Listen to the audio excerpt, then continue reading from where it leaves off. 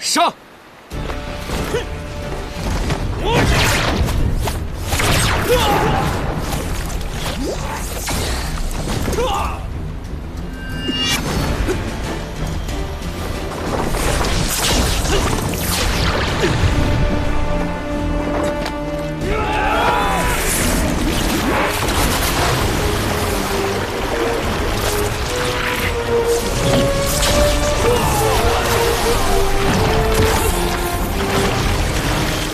想跑，没那么容易。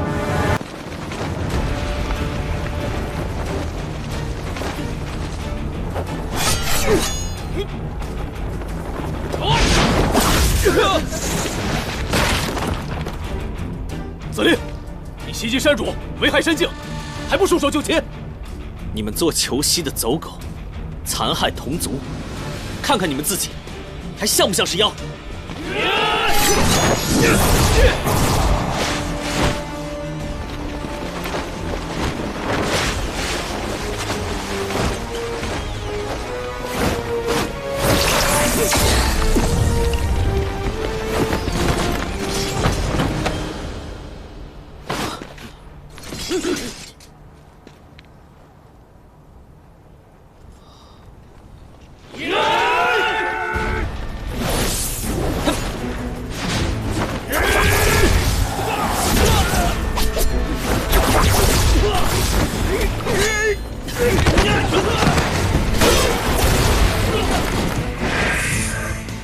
好小子，这份恩记下来。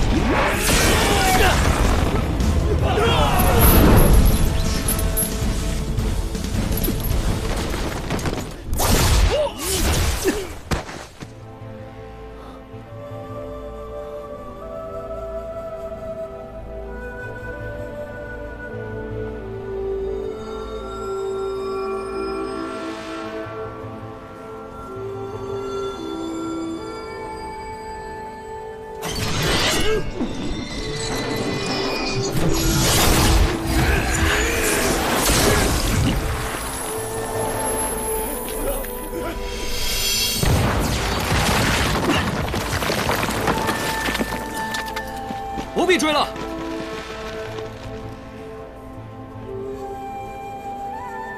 碎魂钩已经破了他的龙丹，他必死无疑。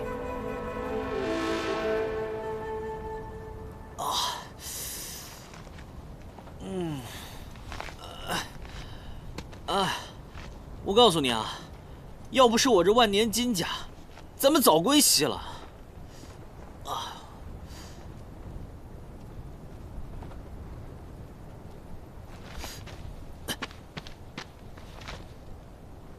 兄弟，哎，兄弟，伤这么重啊！既然你救我一命，我必不会让你死。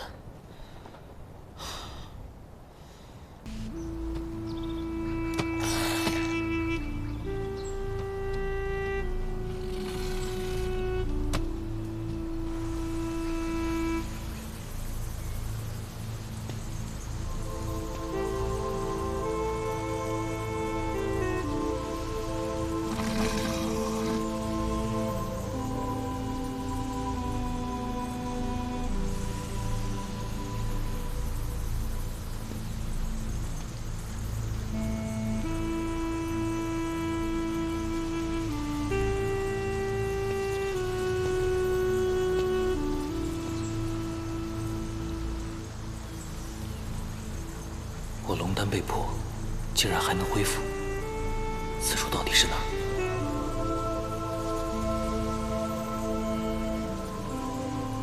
嗯？你终于醒了。这温泉水果然神奇啊，将死之人都能救回来。我这是在何处？行了，先别问这么多了。此地不宜久留，这个地方，裘西私寨，如果被他发现我们私用啊，必遭报复。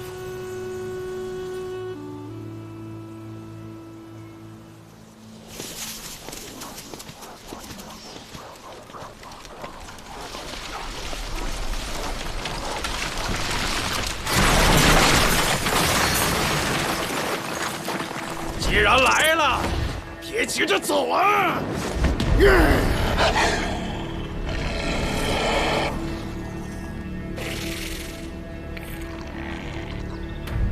是裘西。没想到抓了一只小王八，这么喜欢我的地盘啊！这就是我给你准备的住所。臭蜥蜴，想关你爷爷，还早得很呢。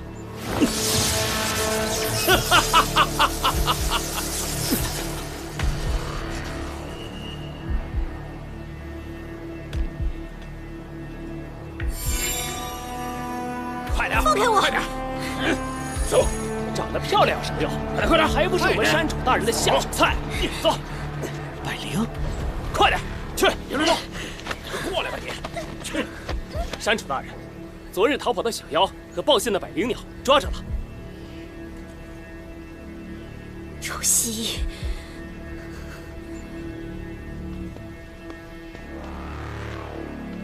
长得这般水灵，做我的妾室多好，为何要给这只叛妖报信引路，自寻死路？你杀我羽族百人，我和你不共戴天！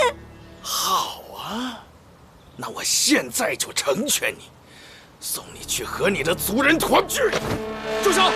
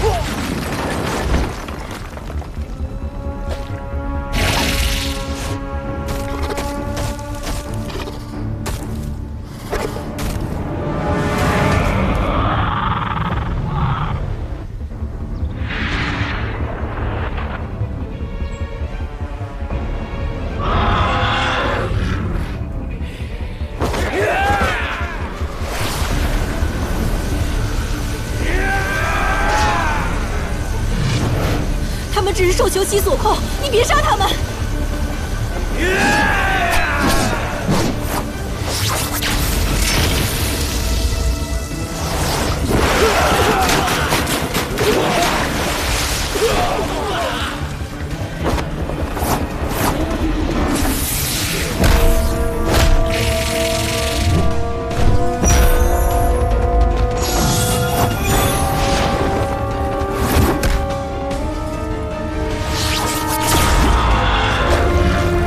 小心！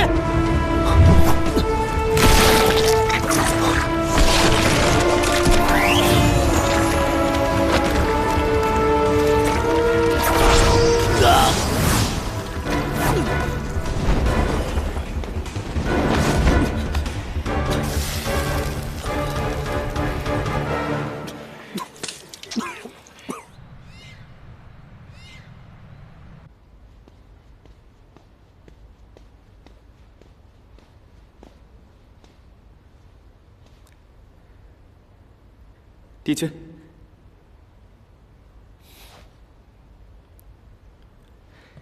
小仙先行告退。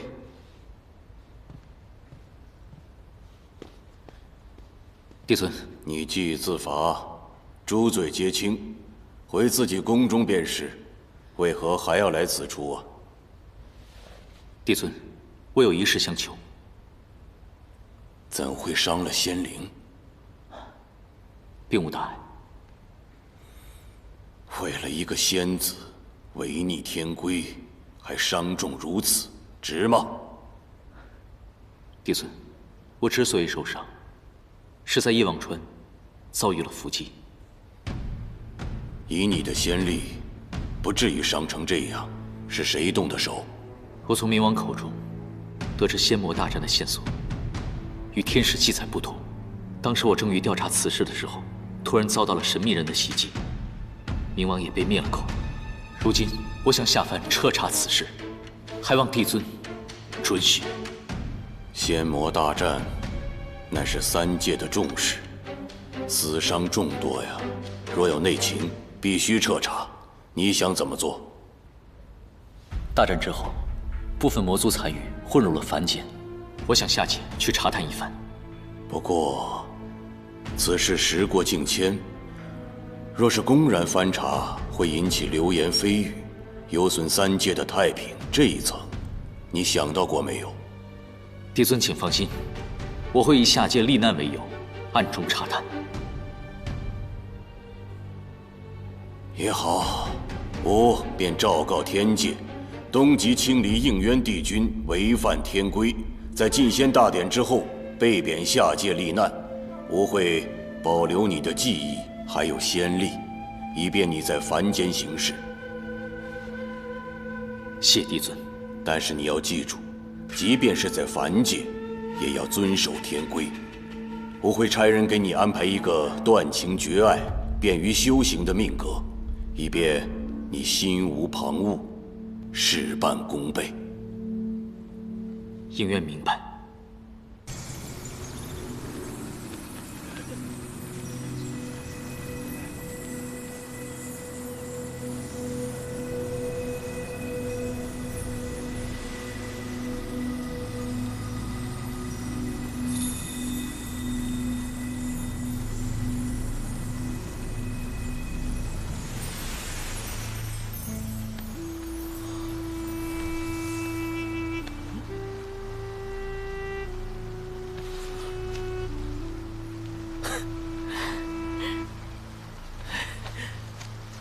这是何物？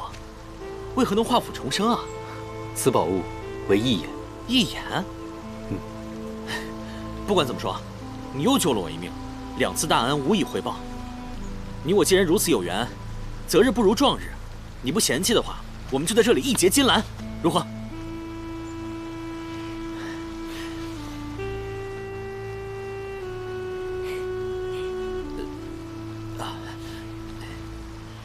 方才你也救了我一命，这是我应该做的。但是，我有要事缠身，先行一步。哎，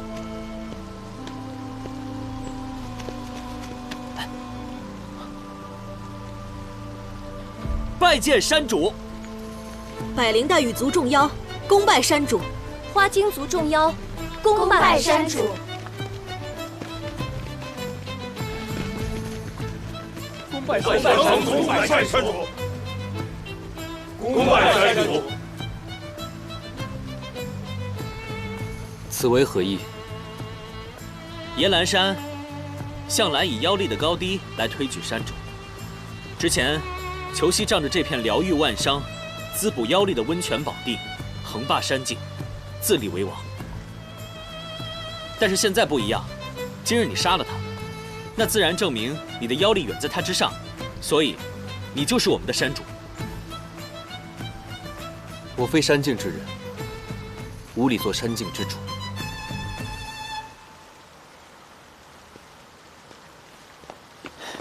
那有何关系？自从裘西当了山主，众多妖族流离在外，无家可归，英雄不问出处。是你替我们铲除了山境的大害。这些人都是自愿跟随你的，请你不要推脱了。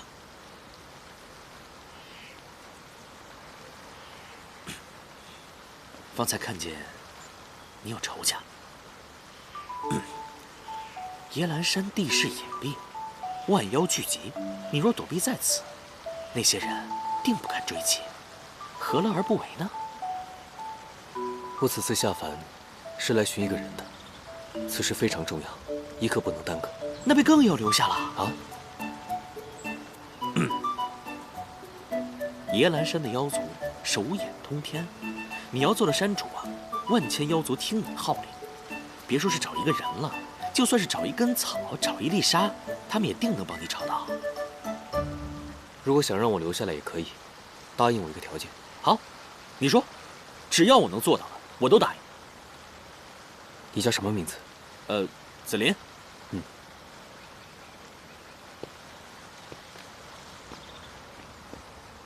诸位，我能在此地，皆因紫菱冒死相救。大家能够安然活着，也是因为紫菱不畏强权，据理力争。诸位，大家都说，诛求西者，便可成为山境之王。我认为这王位，应该我二人同坐。这，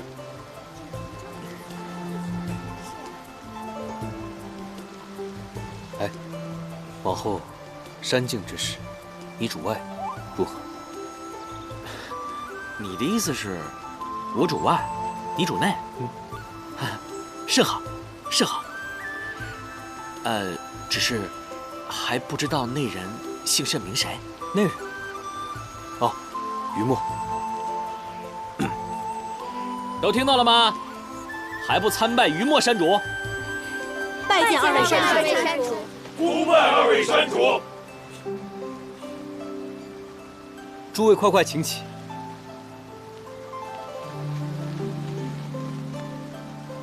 从今日起，你我皆是家人，在山境之中，无需行此重礼。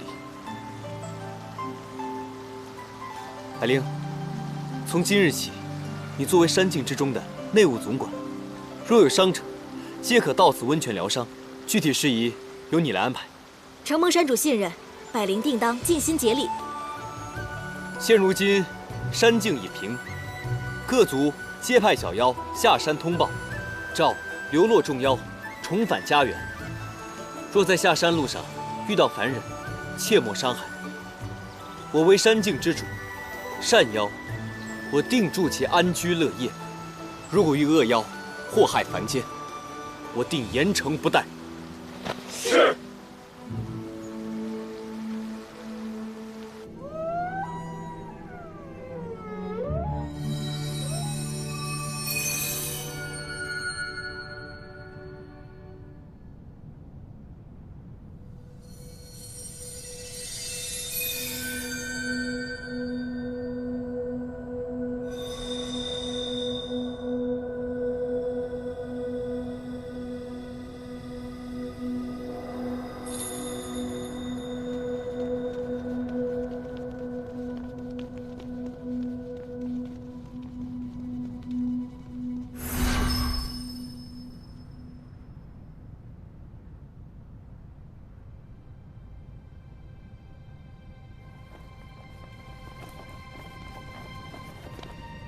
帝君，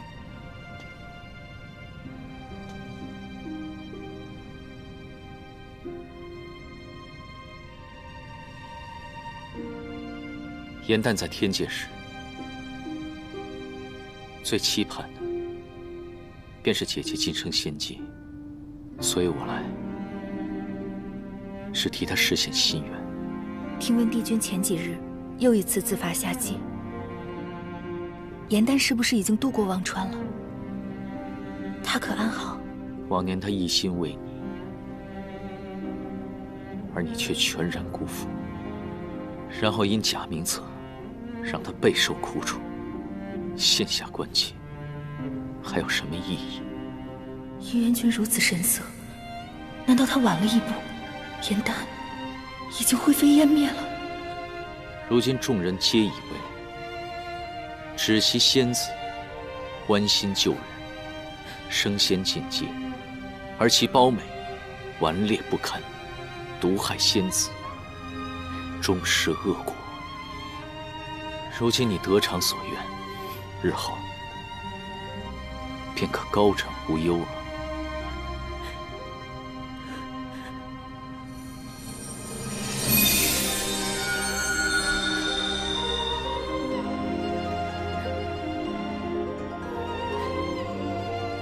知悉仙子，祝你日后步步高升，前程似锦。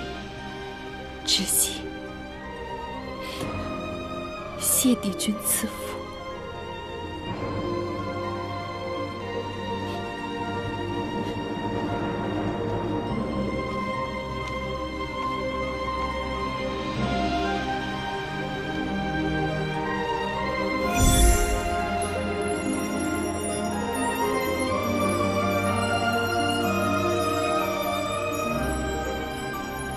这满天星光，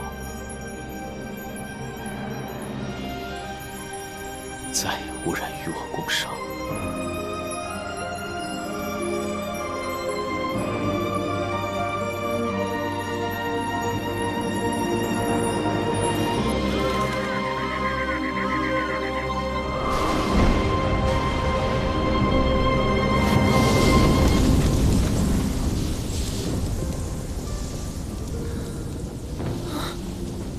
我怎么在天上飞啊？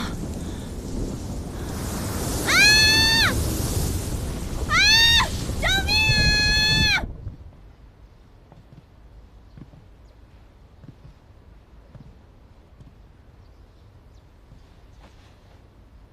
娘子，从今往后，谁也别想把我们分开。好。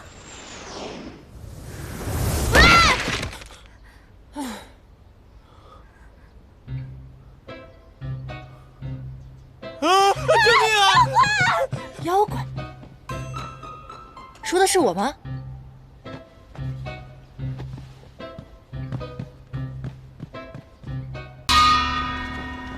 大伙儿瞧一瞧，看一看啊！欢喜戏班新戏《梨园会》今日首演，感谢诸位多多捧场，感谢诸位多多捧场。咱们进去看看。王公子，里面请。张大人，张大人，里面请，里面请。感谢诸位多多捧场。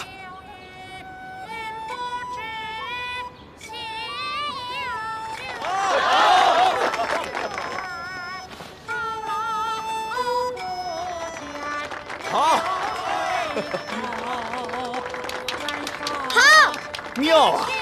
今儿这戏着实不错，我觉得呀，是欢喜戏班演过最好的了。是啊，不知是哪位话本大家所写啊？这是我写的，我写的。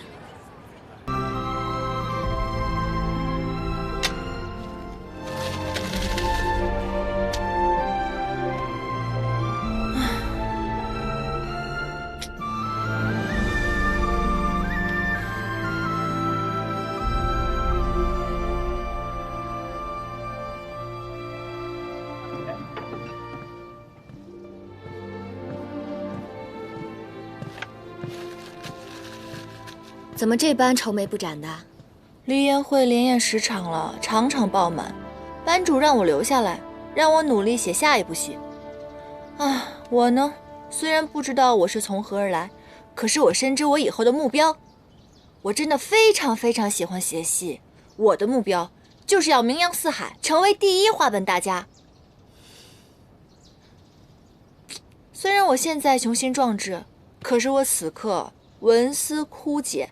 我什么也想不出来，不知道我要写什么。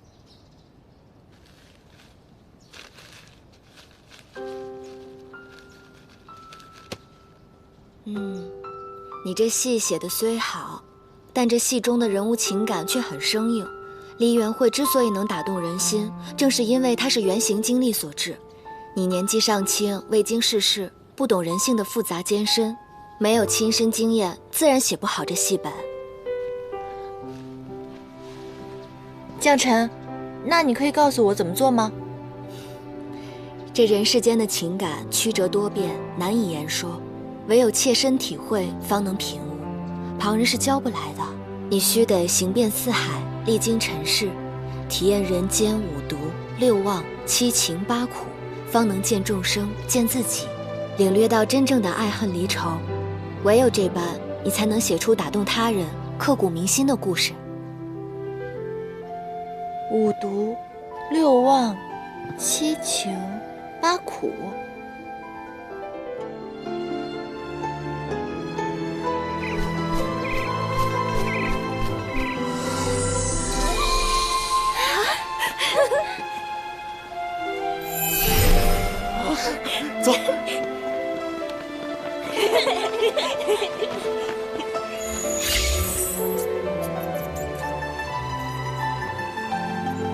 按照山主吩咐，已将此前为囚期所驱逐欺压的部族一一收拢，按各部族人口划定地界，分拨10两。众妖族皆心悦诚服，唯有虎族因部族向来强势，为众妖之首，想多分些地皮。山主您看？我看行。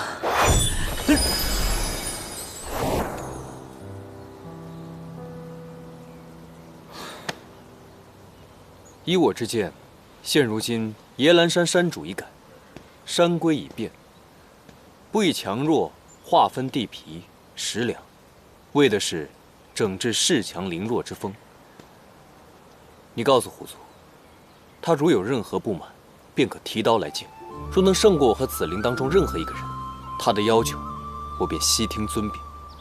于墨说的没错，现在想着要地，当时杀裘西的时候，连个人影都没有。是。有什么消息吗？无论是羽族，还是山主您亲自送出的水族，至今都还未有消息。山主寻人心切，能否提供多一点的信息？例如那女子的外貌、特征、年龄什么的。贪吃，一口气便可以吃一只鸡。义气，无论朋友遇到什么事情，只要是朋友的事，他都会第一时间冲过去。虽然灵力不行，自恋，但是这都是以前的他。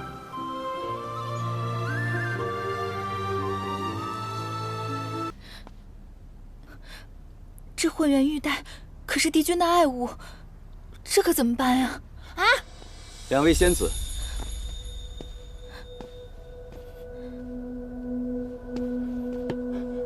这腰带伴了帝君2000年了，你们竟然如此不小心！是谁摔坏的？仙师长，仙师长，我是玄心崖的颜淡，此物是我摔坏的，跟芷溪无关。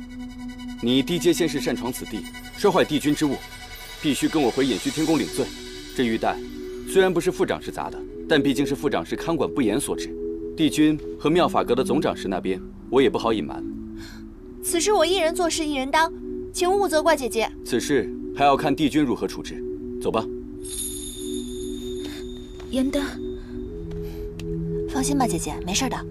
晚上等我来取仙晶筑基哦。等我。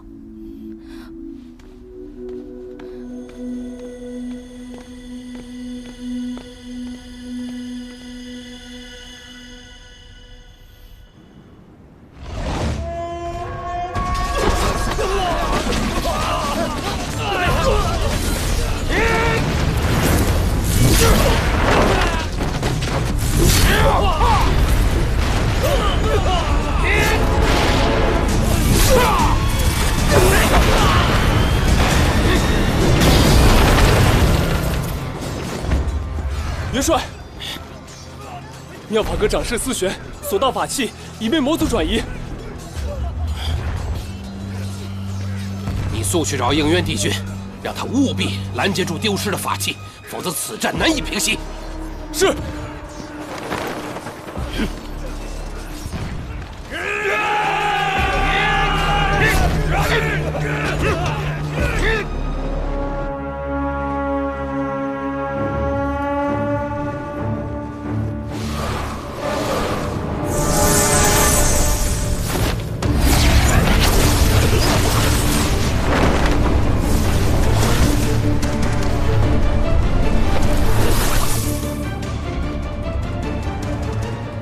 山一长老，你挑动魔族内乱，若今日交出法器，我会留你一条全尸；否则，我只能顺应天命，除魔卫道。这9重天最强的法器都在我手上，休想让我束手就擒！解阵，诛杀帝君！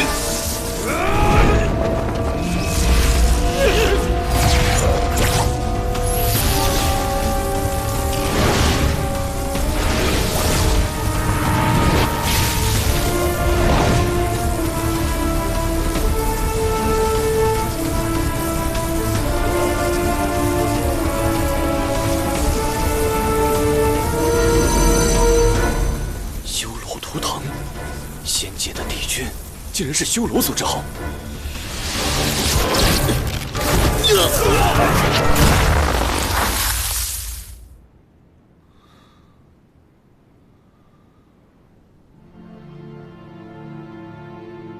我想你的身世，今日也该告诉你了。你乃是上古恶灵之首修罗族，和仙界仙子所生。你额上的黑纹，便是修罗族的图腾。那我的母亲呢？当年你的母亲被你父亲蛊惑，她在生下你之后才知道，原来被利用了。于是她选择了以身殉道，和你的父亲同归于尽。在临终之前，她把你交给了吾。应渊，你本不该存在于这个世上，但当时你太年幼了，吾不忍杀你，于是抹去你额上的黑纹，亲自抚养你，教化你。但是应渊，你要记住，你修罗族的身份绝不可暴露。如果在仙界有人知道你是修罗族的后代，必会杀之而后快。所以你是仙灵之后，无父无母，记住了吗？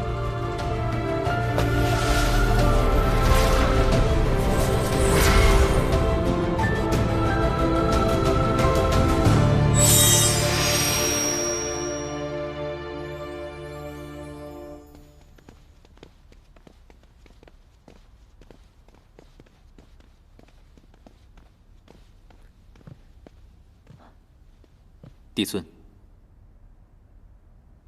如今魔族内乱已平，被盗法器尽数追回，已录入了妙法阁。此战，天兵死伤1000，天将折损2名。火德元帅正在天医馆探尾伤员。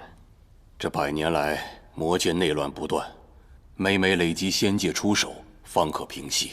此次更因为思玄和魔族长老暗通款曲，将无数的仙丹送往魔界，才令战事焦灼数月。你此次下界，魔界的玄香可有异动？回禀帝尊，我的一应行动，玄香都鼎力支持。他多番表示自己生性自由，并无野心。我细细的与他接触之后，发现他表里如一，和光同尘，并非伪善之人。邪神玄香若真无野心，便是6界之福了。玄香如此性情，对仙界恐怕是喜忧参半。此话怎讲？玄香，他并不适合做魔界之主，他不喜欢权势，任由长老争权引发内乱。如今魔族看似内耗，但分久必合。若有一方逐渐强大的话，魔尊之位难保不会易主，到时候大战在所难免。还请帝尊做好防备才是。明日起，天机阁天兵处停止一切修牧，皆由你来指挥，绝不能让魔界有可乘之机。是。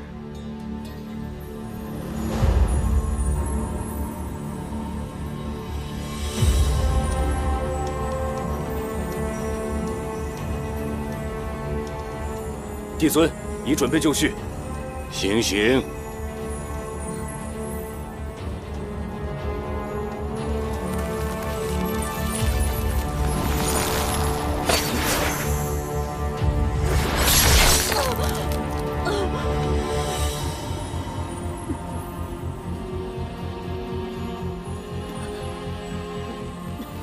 看见了吧，一个有锦绣仙途的仙官长士。连桓清都曾向我要过此人，却因为一个情字，与魔族中人珠胎暗结，违反天条。受刑罚者，若不认错，至死方歇。帝尊，思玄执手数千年，一时被蒙蔽。帝尊，可否饶恕他这次？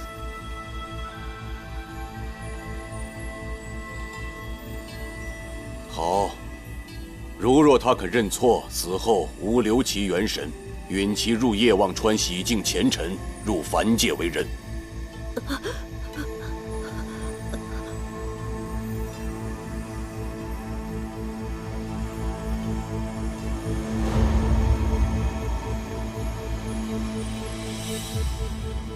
思璇，詹姨长老已死，你还有悔过的机会。爱人已死，我岂可苟且偷生？况且，明明是这天条不公，我无悔亦无错。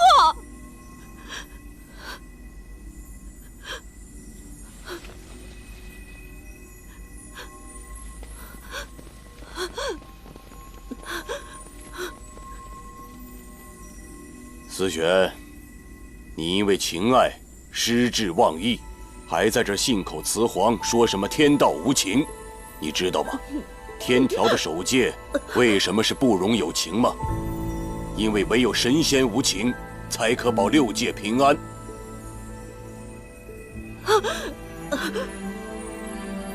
应元君，看见了吧？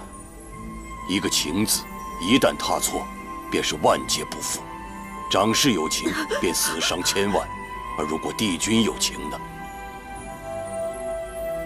那将是六界的浩劫，没有人可以幸免。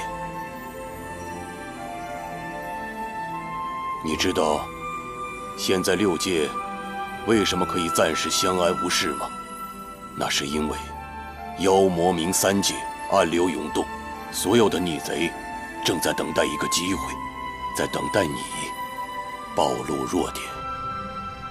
怎么动恻隐之心了？你今日的不忍，只会生出怯懦，而如果他日六界大难，你又如何面对呀？帝君，请你即刻杀了我吧！这9重天，我是一刻也待不下去了。你为詹姨受六界之苦，牺牲一切，而那人在死之前从未询问过你的安危，值得吗？值不值得，帝君日后便知。我不会有那一日。情由心生，帝君难道就无心吗？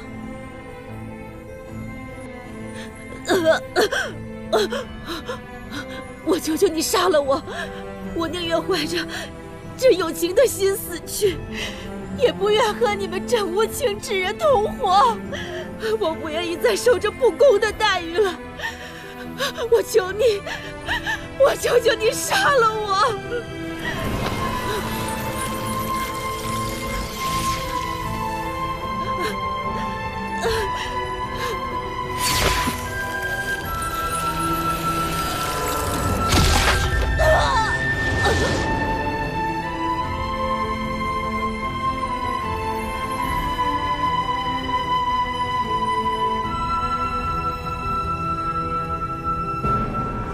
情法不可违逆，我能做到的，就是保下你的一丝元神。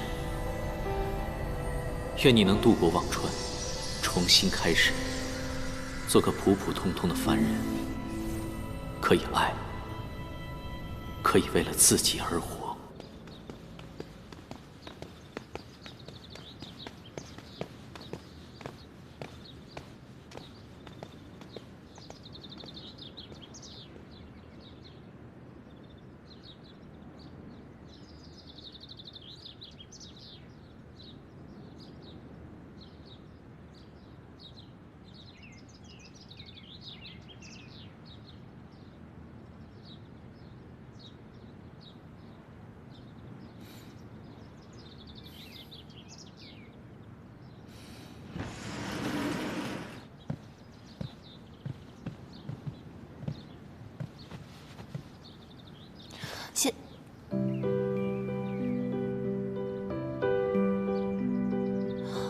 范归君，是你！颜淡，休得无礼。本君先好，清离应渊帝君。帝君与范归君是同一人。小仙鲁莽，不小心弄坏了帝君的衣物，还望帝君惩罚。玄仙崖的仙士怎会接触到此物？哦，对了，你的姐姐芷溪是在妙法阁任职。是小仙去拜访姐姐的时候，不小心弄坏了您的玉带，跟姐姐毫无关系，是小仙因人所为，还望帝君明察。损坏腰带没有什么大事，起来回话。多谢帝君。帝君果然大人有大量，小仙日后一定会多多。我说了没有什么大错，但并不代表不罚你。青云，在。偏殿是不是还缺打扫的人手？是。严旦损坏玉器，性情顽劣，罚其入偃虚天宫侍奉，亲自缝补混元玉带，直到本君满意为止。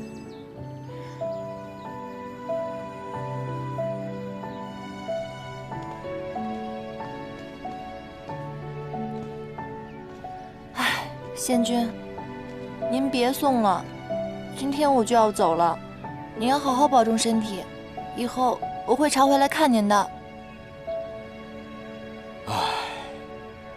没想到你走得这么突然。别难过了，这以后谁来帮我破解棋局啊？别哭了，仙君。仙君，我在您这宫里待了200多年，难道我除了给您破棋局，没有任何地方让您舍不得吗？您这么说，我可真是太寒心了。我可不是这个意思啊。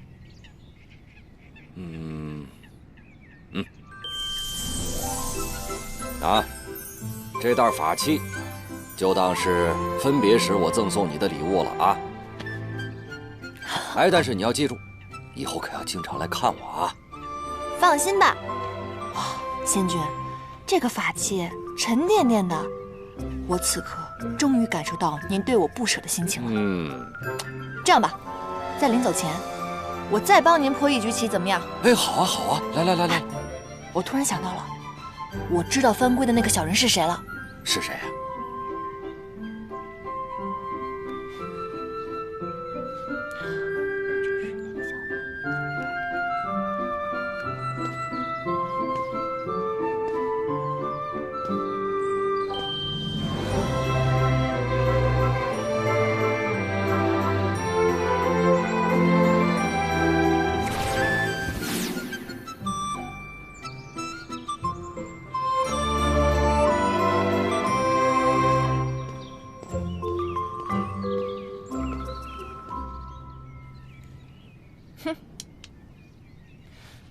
小人帝君这回总算是黔驴技穷了，这局还没有上一局难呢。哟，你这一子下的可妙啊，以虚打实。你看看，把他这一脚的活子全都打成了废子。你这一招是怎么想到的？下棋对我来说，要不然就是捡漏，看出对方的破绽，顺藤摸瓜；要不然就是打劫，把对方的变成自己的，变不成那就通通吃掉。往往后面那一种是非常艰难的，但是愚公移山，铁杵也能磨成针的。妙！今日本想与仙君面对面切磋棋艺，没想到竟看到忠心仙士不舍救主的场面，本君都不好意思开口要人了。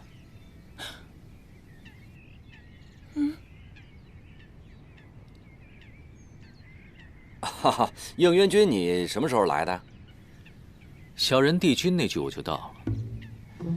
看你们如此专注，我也不好出声打扰。你好歹堂堂的上神，你这样如此偷听别人的墙角，这样不太好吧？本君上梁不正下梁歪，影响的仙君一起作弊，真是惭愧。应元君，你说笑了，你一定是看我破解棋局呢特别的辛苦，所以呢，你就一次一次的降低难度，故意放水，是吧？刚才只是说笑。严旦呀，去了偃虚天宫之后呢，由你亲自教导，我想他的棋艺和仙法一定会更上一层楼的。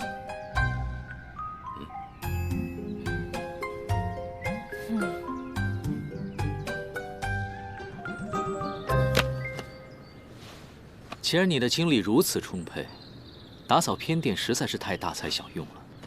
以后呢，腾抄仙法破解棋局，自然就交给你负责了。帝君您棋艺高超，每日肯定有很多神仙来找您斗气。如果这样的话，我难道……能者多劳啊！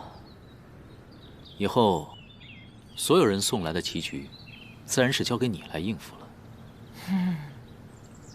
哼，你就是气我帮仙君破了你的局，公报私仇。是。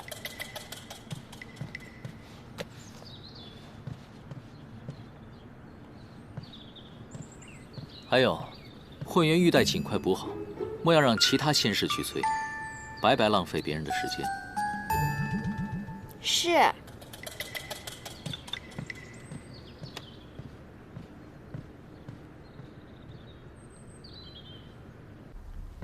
应渊这个小人，他表面温文尔雅的，他实则呢肚子里一堆坏水，给我安排这么多活让我干，他就是故意想整我，小人。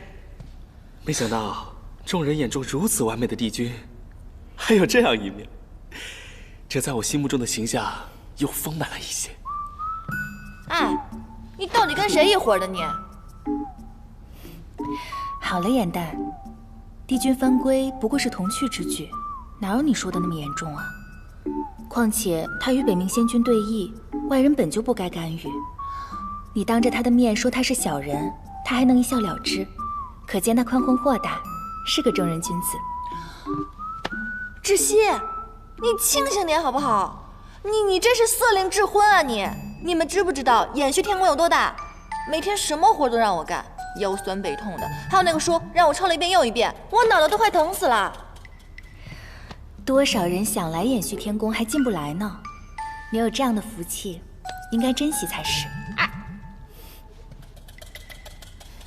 哦。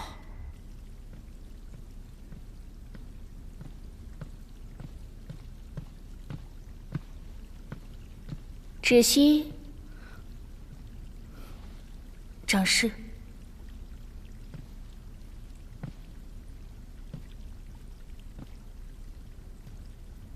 耍小聪明让妹妹顶罪，你们还真是姐妹情深。可惜帝君宽和大度，让颜淡因祸得福了。不知你这个做姐姐的，心里酸不酸？有没有一丝后悔？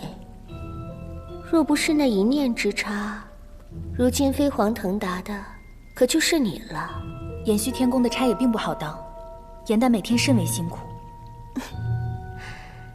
这种不痛不痒的诉苦，你也信？不过就是炫耀罢了。颜淡不是这样的人。那你说她是哪种人？不思进取的废物妹妹？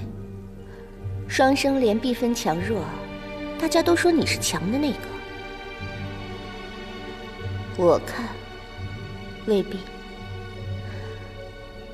不然帝君为何一眼挑中那个一无是处的颜淡？你自己好好想想吧。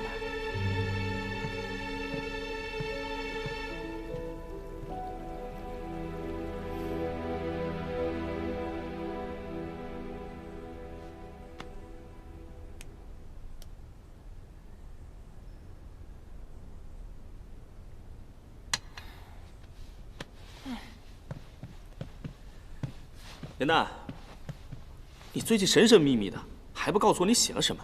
现在可以说了吧？我写这出戏的灵感，正是取自你给我推荐的那本《创世之战》。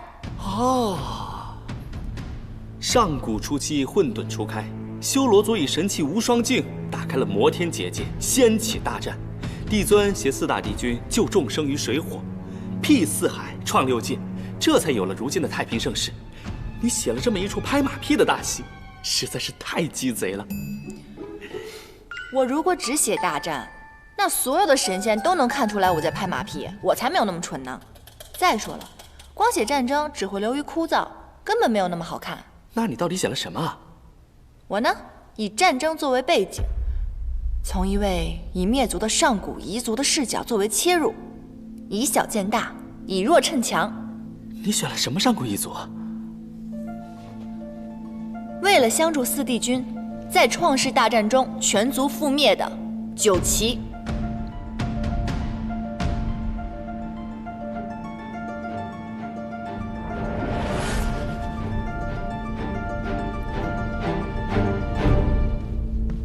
你竟然翻出了九旗！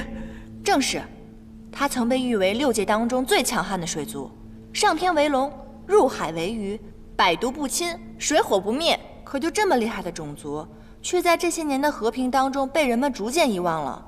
如今除了我们，谁还能想到当年惨死的九旗呢？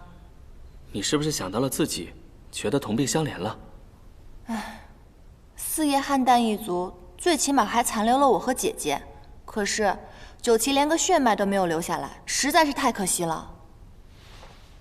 传说九旗虽然善战，但却生来欲望浅薄，在每化人之前都会经历命悬一线的紧要关卡，没度过呢，就会灵力散尽而亡；度过了，便是浴火重生。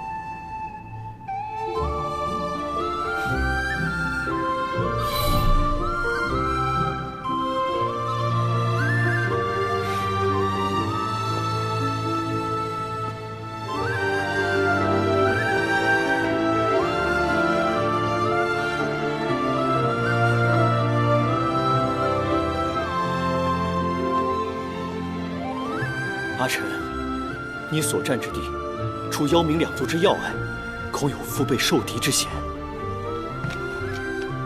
定要小心。我会的。妖冥两族尚好对付，而你，风翼，平定了生死场，速速来找我。这是自然。我们不如打赌，谁先结束战役，我们孩儿的名字就由谁来取，可好？好。希望孩子诞生前，我们便可团聚。这么多年了，竟还有人记得我们九旗一族。停！哎呀，不对，你是九旗族赫赫有名的女将军，哪怕面对生死离别，你的眼神必须是坚毅的，你要压制住内心的不舍，明白吗？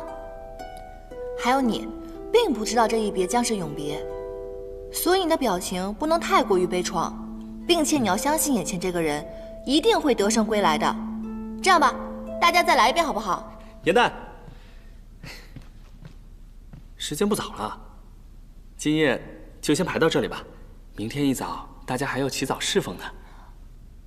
哦，那今日要不然先这样，你们回去好好研究一下，散了吧。走。哎，这儿的长师收了我们送的法器，没说什么吧？没有，帝尊重武亲闻，这个戏台子也荒废了很久，长师还乐不得我们用呢。那就好。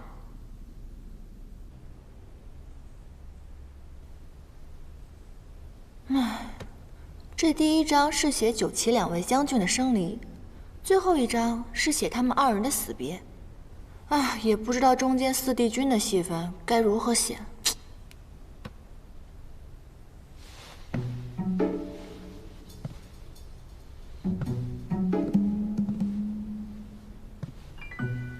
好呀，陆明，竟然想吓唬我！哼！哇！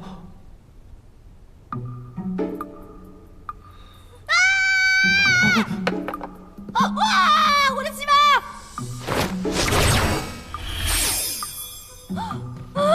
我的西文！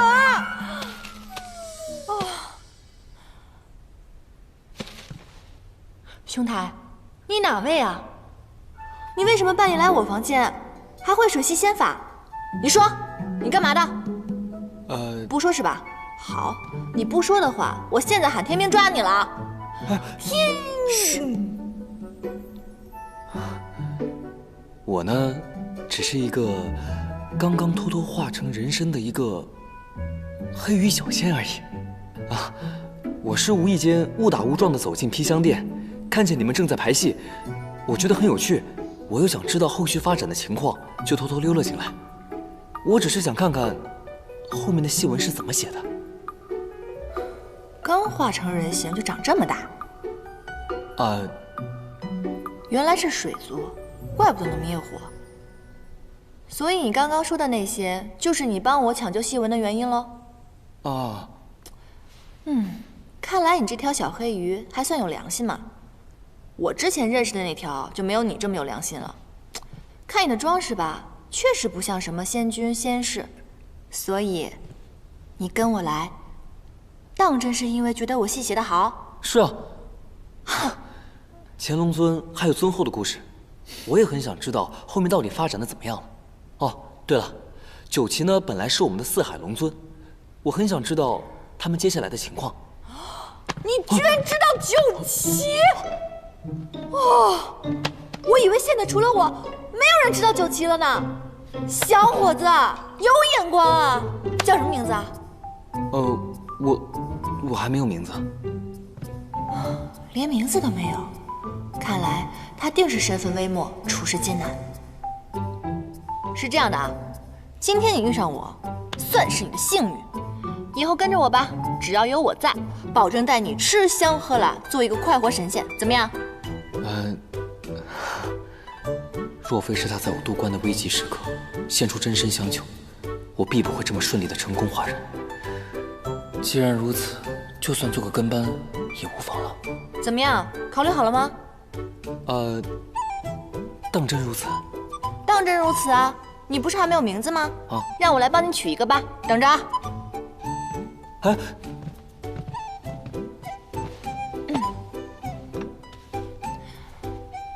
当真如此？嘘。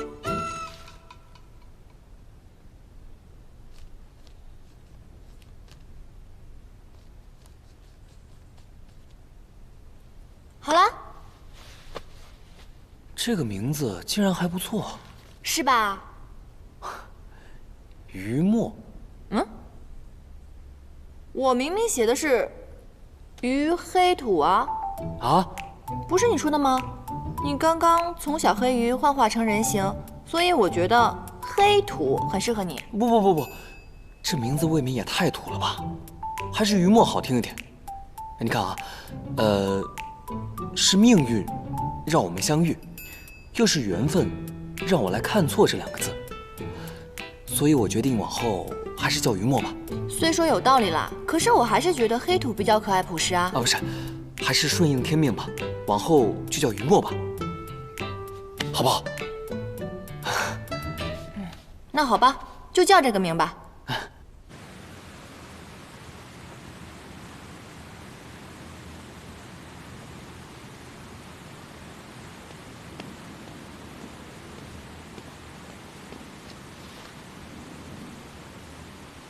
帝君，严旦求见。所谓何事？说是腰带补好了，帝君是否一见？叫他进来吧。是。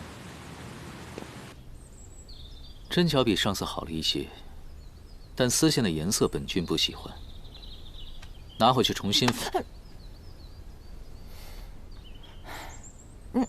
帝君，那你到底喜欢什么颜色？随缘。帝君，您不是着急带吗？我想的是，您把要求说得详细点，这样我就不会日日来打扰了。虽然急，但宁缺毋滥，反正你日后也要天天来。天天来？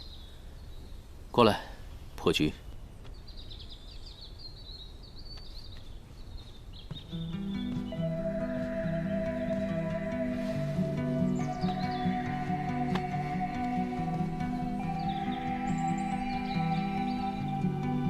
这盘棋局比帝君给仙君的那盘棋要深色奥妙很多，这是哪个宫的仙官给的？是我自己设计的。你看看，可否能解开？我试试。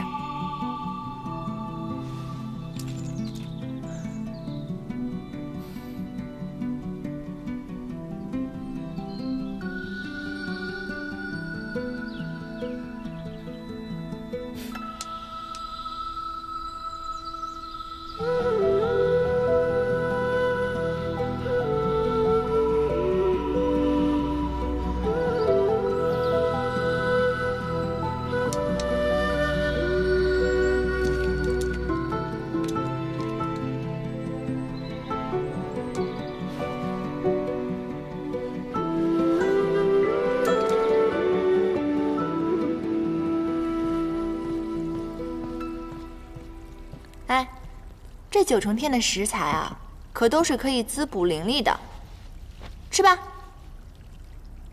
刚才我进来的时候就说了，我绝对不干偷鸡摸狗的勾当，你还偏要我坐在这儿。切，假正经。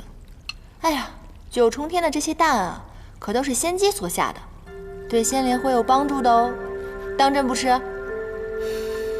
那我也不吃，我说不吃就……敬酒不吃吃罚酒。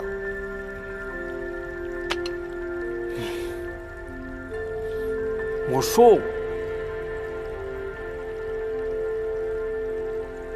这也太好吃了吧！是不是？我都说了，我的厨艺跟我写戏不相上下，好吧？哎，那你之前排戏的名字叫什么呀？《创世英雄传》。你戏的主角不是9旗吗？你觉得他们是英雄？他们当然是英雄了，在创世之战中，帝尊、4帝君是英雄，9旗一族也是英雄。在我看来，那些籍籍无名的小仙小族，他们只要为战争胜利战斗过、努力过，在我心里他们也是英雄啊。所以，这才是我写这出戏的意义。